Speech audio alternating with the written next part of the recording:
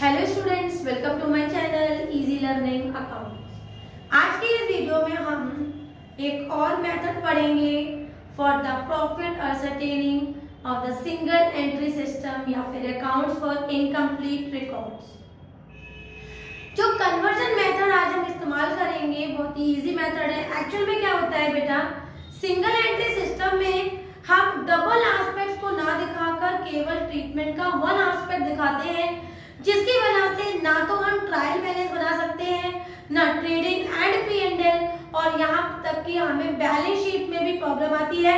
इसलिए इस मेथड में हम क्या करते हैं, हम सिंगल एंट्री सिस्टम को कन्वर्ट कर लेते हैं in the double entry system, ताकि इजीली हम फाइनल अकाउंट्स बना सकें। तो इस मेथड को जहाँ पर single entry double entry system में कन्वर्ट हो रहा है उसे हम कहते हैं उसे टोटली हम कहते हैं द कन्वर्जन मेथड। तो आज सबसे पहले उसे ही पढ़ेंगे। Since there is only one aspect shown in the single entry system, only one aspect is shown in the single entry system, so there is no trial balance, as because of this final accounts is very difficult to prepare. So under conversion method the single entry system is converted into double entry system, ताकि हम easily final accounts prepare कर सकते हैं। इसके लिए बच्चों हमें कुछ स्टेप्स का फॉलो करना पड़ेगा। मैं वन बाय वन आपको स्टेप समझा देती हूँ।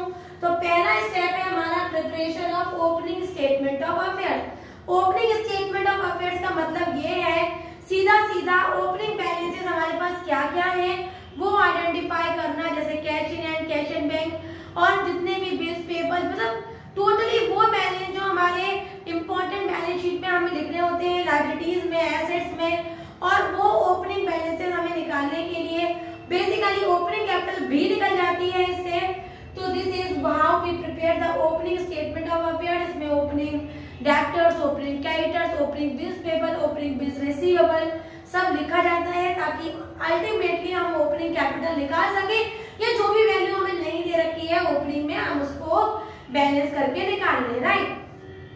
सेकेंड नंबर पे हम कैश बुक बनाते हैं, ताकि उस कैश बुक की हेल्प से हमें ये मालूम पड़ जाए कि क्या क्या एक्सपेंसेस हमने किए हैं और क्या क्या हमें चीजें रिसिप्ट हुई हैं। तो ये सारी चीजें रिसिप्ट और एक्सपेंसेस, रिसिप्ट एंड पेमेंट्स वगैरह हमें कैश के मालूम पड़ जाते हैं, इसलिए हम कैश बुक बनाते हैं। The third step we prepare the debtors account and bills receivable. इसके लिए मैं आपको एक बहुत अच्छी सी हिंट बता देती हूँ। डेब्टर्स और बिल्स रिसीवेबल में हम कॉन्सेप्ट फॉलो करेंगे जो मॉडल रूल हमने पढ़ा था, जिसमें वो हमसे कहता था कि अगर कोई एसेट्स बढ़ जाती है तो उसको डेबिट कर दो और कोई भी एसेट्स घट जाती है तो उसे क्रेडिट कर दो। तो याद रखना, अगर डेब्टर बढ़ रहा है तो उसे हम डेबिट में लिख देंगे, और अगर कोई भी डेब्टर कम हो रहा है तो उसको क्रेडिट में लिख देंगे। तो इस तरह से हम डेब्टर अकाउंट बनाएंगे और PR अकाउंट भी किसी कॉन्सेप्ट से बनाएंगे by using the assets rule. दूसरा है हमारा creditors and bills payable. Opposite कर देंगे, अगर बढ़ रहा है क्रेडिटर तो क्रेडिट कर देंगे और कम हो रहा है तो उसको हम डेबिट करेंगे, अपोजिट कर देंगे। इस रूल को आगे बढ़ जाते हैं। परचेज से इजीली निकल आएंगे। अगर कैश परचेज है, क्रेडिट परचेज है, उसे ऐड कर दो, रिटर्न है तो माइनस कर दो, जो बैलेंस आता है वो है हमारा परचेज। सिमिलरली सेल में भी कैश परचेज, क्रेडिट परचेज दोनों को, सेल को ऐड कर दो, और रिटर्न है सेल का तो उसे माइनस कर दो, और जो वैल्यू हमारे पास आती है that is the actual sale. आगे बढ़ जाते हैं। ओपनिंग कैपिटल और क्लोजिंग कैपिटल निकाल लेंगे। अगर क्वेश्चन में साफ साफ दिए हैं तो कोई बात नहीं, नहीं दिए हैं तो जो प्रॉफिट का फॉर्मूला मैंने अपनी लास्ट 2 वीडियो से लगा रही हूँ, profit is equal to closing capital plus drawings minus additional capital and minus opening capital, इसका यूज करें और ओपनिंग और क्लोजिंग निकाल लें। नहीं तो ओपनिंग तो आप ओपनिंग स्टेटमेंट ऑफ अफेयर्स की हेल्प से भी निकाल सकते हैं। नेक्स्ट है हमारा इंटरनल एक्सपेंसेस। ये चीज आपको कैश बुक की हेल्प से मिल जाएगी। और the last one is fixed assets. ये भी इजीली अवेलेबल होगा इन द गिवन इंफॉर्मेशन। इन सबको कलेक्ट करेंगे और बनाएंगे हमारा trading and P&L and balance sheet. तो आज क्या करेंगे, आज कन्वर्जन मेथड के ये छोटे छोटे पॉइंट्स मैंने पढ़ाए हैं, इससे बेस एक न्यूमेरिकल देख लेते हैं और कल पढ़ेंगे एक long question trading and P&L का, और कल हम वीडियो को वाइंड अप करेंगे with the last concept of chapter 20 incomplete record. तो पहले इसके एक दो न्यूमेरिकल देख मैंने जो क्वेश्चन बोर्ड पे लिखे हुए हैं ये हमारी book TS7 2020 question number 32 and 25 page number 20.45। अगर आपके पास बुक है तो बच्चों बुक में देख लीजिए, नहीं तो मेरे बोर्ड पे भी क्वेश्चन लिखा हुआ है। मैंने क्या बोला था, पहले हम शॉर्ट क्वेश्चन देख लेते हैं, क्योंकि बच्चों मेरे अकॉर्डिंग आप लोग इजीली कुछ कॉन्सेप्ट्स निकाल लेंगे। अगर आपको थोड़ी सी प्रॉब्लम आएगी तो शायद डेप्टर में आ सकती है, कैटर में आ सकती है। तो मैंने उसके लिए आपको इजी हिंट बता रखी है कि बस आपको ये देखना है कि डेप्टर अगर कहीं पर भी लग रहा है कि बढ़ रहा है, then you have to put on the debit side of the account. If you are thinking that वो कम हो रहा है, you put on the credit side of the account और बैलेंसिंग जो भी निकलवा रहे हैं वो निकाल लेंगे, राइट। सिमिलरली यही चीज अपोजिट में क्रेडिटर्स के साथ, बीपी के साथ और उधर डेप्टर और बिल्स रिसीवर के साथ एक ही कॉन्सेप्ट फॉलो करेंगे। सेल और परचेज का कॉन्सेप्ट मैं आपको दिखा रही हूँ बोर्ड पे और इस तरह से हम क्वेश्चन को सॉल्व करते चले जाएंगे। तो पहला क्वेश्चन होता है सेल निकाल के बताओ। डेप्टर की इंफॉर्मेशन दे रखी है बच्चों, इसलिए मैं यहाँ पर डेप्टर अकाउंट बना लेती हूँ आपके लिए। डेप्टर अकाउंट देख लेते हैं हम। तो हमारे पास ओपनिंग बैलेंस दे रखा है डेप्टर का, तो मैं टू बैलेंस डीडी दिखा देती हूँ और वो है हमारे पास 20,400। कैश रिसीव्ड फ्रॉम डेप्टर, इसका मतलब डेप्टर कम हो गए जब कैश रिसीव हो गया। तो मैंने यहाँ पर लिखा बाय कैश, क्योंकि यहाँ मुझे लग रहा है कि मेरा डेप्टर कम हो गया होगा 60,800।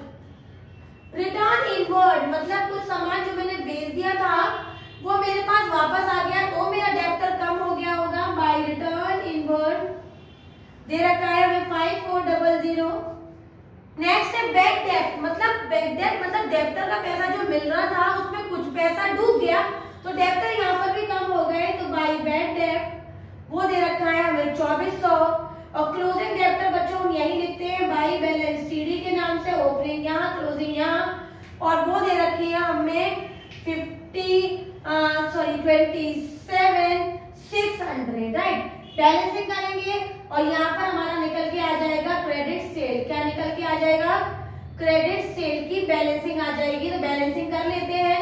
0 0 8 10 11 12 13 15 16 17 19 20 21 22 का 2 कैरी 2 7 8 9 10 11 12 14 15 16 का 6 कैरी 1 3 और ये हो गया हमारा 96,200 इधर ले आए और 96,200 में से मैंने 20,400 माइनस कर दिया, तो वैल्यू हुई 0085 और यहाँ आ गया बेटा हमारा 75,800।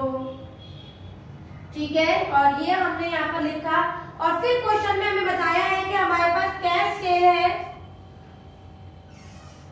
और उसमें क्रेडिट सेल भी अगर मैं ऐड कर देती हूँ बच्चे तो टोटल सेल आ जाएगी जो क्वेश्चन हमसे पूछ रहा है।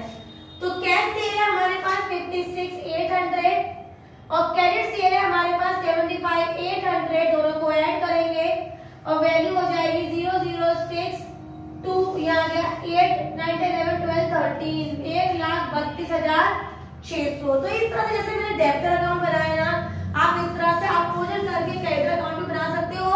तो आप उधर से स्टार्ट करेंगे डेबिट, वो क्रेडिट साइड से और क्लोजिंग करेंगे हम डेबिट साइड, और अगर वो बढ़ रहा है तो क्रेडिट और कम हो रहा है तो डेबिट करेंगे।